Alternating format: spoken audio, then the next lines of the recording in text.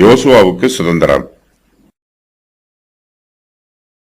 தேசத்தை அதன் எல்லைகளின்படி சுதந்திரமாக பங்கிட்டு தீர்ந்தபோது இஸ்ரவேல் புத்திரர் நூனின் குமாரனாகிய யோசுவாவுக்கு தங்கள் நடுவிலே ஒரு சுதந்திரத்தை கொடுத்தார்கள். எப்ராயிமின் மலை தேசத்தில் இருக்கிற திம்னாத் சேரா என்னும் அவன் கேட்ட பட்டணத்தை அவனுக்கு கர்த்தருடைய வாக்கின்படியே கொடுத்தார்கள். அந்த பட்டணத்தை அவன் கட்டி அதிலே குடியிருந்தான்.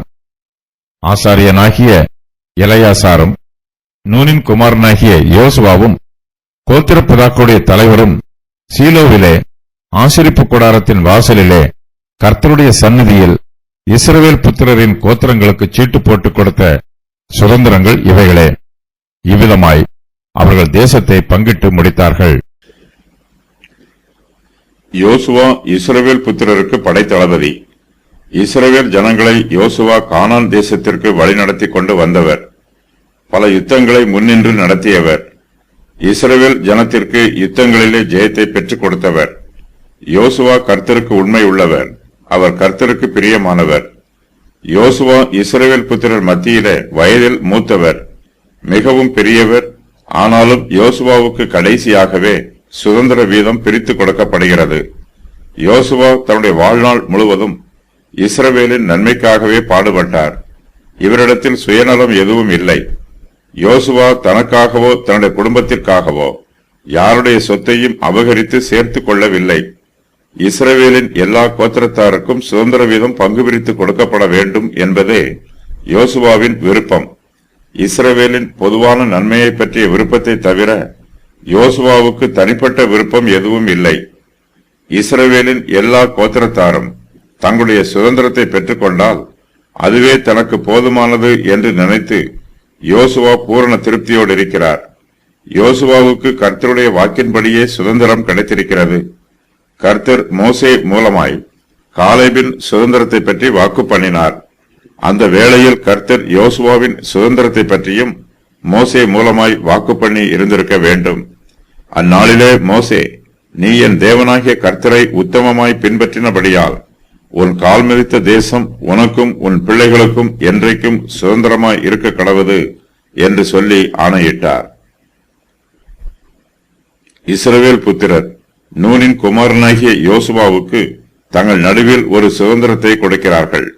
எப்ராயிமின் மலை தேசத்தில் இருக்கிற திம்னாத் சேரா என்னும் பட்டணத்தை யோசுவாவுக்கு கர்த்தருடைய வாக்கின்படியே கொடுக்கிறார்கள்.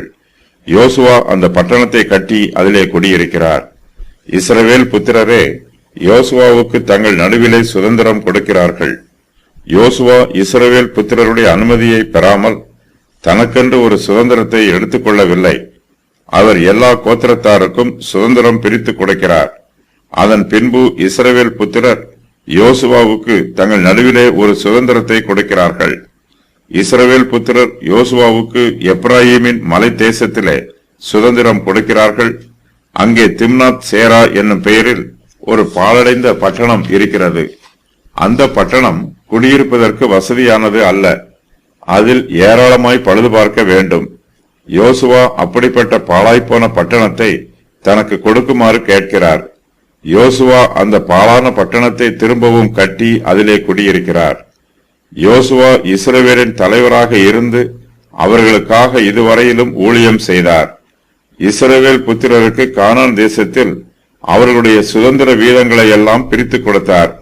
இப்போது இஸ்ரவேல் புத்திரர் யோசுவாவிற்கு தங்கள் நடுவிலே ஒரு சுதந்திரத்தை கொடுக்கிறார்கள். இது கிறிஸ்தவ ஊழியத்தின் உபதேசமாகும்.